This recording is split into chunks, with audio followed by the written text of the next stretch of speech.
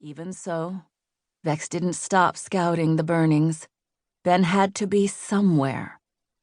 But God, it had only been 2 weeks, and Vex was exhausted to the bone. Etta caught up to him. Vex expected her to punch him in the shoulder for being irritable, but she walked next to him in silence as if he was a brittle creature, which pissed him off. Threats darkened Grace Loray's shore only when the Stream Raider syndicates rose against Argrid, said the councilman. What we perceived as aggression from Argrid was, in fact, defensors countering the attacks from Stream Raiders. All this time, we blamed the Argridians when they were as much victim as Grace Loray. The true enemy, the cause of our combined ills, is the manipulative evil Stream Raider syndicates. Argrid is evil, Vex screamed in his head. Argrid is the enemy, you lying sack of crocodile shit. When Grace Loray was discovered centuries ago, it became a free-for-all settler's paradise.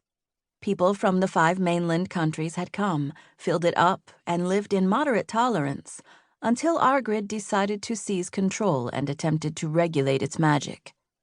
To counter Argrid's forceful claim, immigrants from the other 4 countries had each formed syndicates to protect their own. They had been right to. Argrid had tightened its grip on Grace Loray, outlawing the magic plants that grew in the island's waterways and burning anyone who disagreed with the church's doctrine. Rebels had fought off Argrid and instituted a democracy, but even that failed when Argrid infiltrated the Grace Lorayan government. Now, Argrid was back. Instead of forcing its standards of purity and magic abstinence on the whole island, it had singled out one group, Stream Raiders.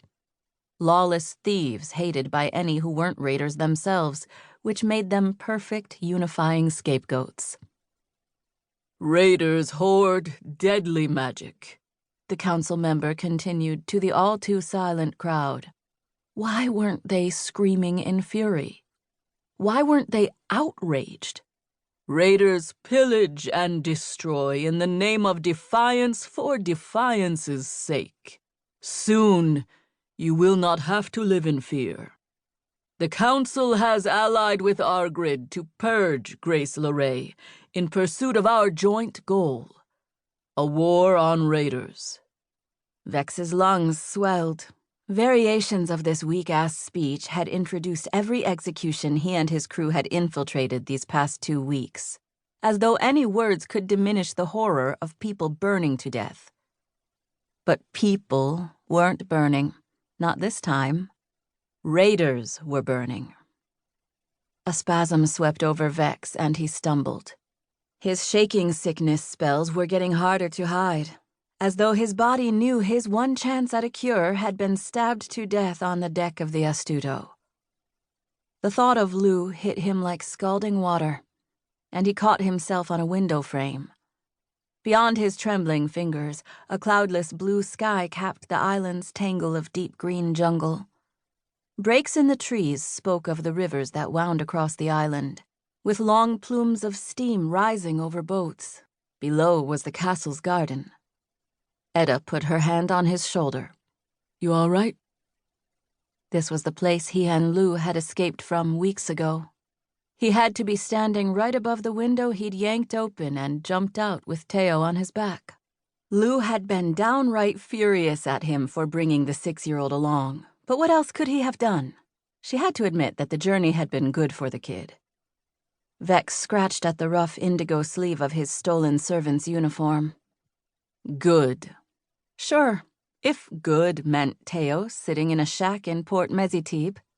Since Vex had come back without Lou 2 weeks ago, the only person Teo had spoken to had been Etta. But when Vex asked her what he said, she'd told him, "He's a kid. He doesn't know how to deal with what's going on." Vex's heart throbbed, and he shook off Etta's hand. "I'm fine, let's go." Etta gave him a look of disbelief. She fiddled with the Budwig bean, and her face got distant, as though she was listening to a voice echo down a tunnel. "We're on the 3rd floor now. Servants' hall on the south side." A pause.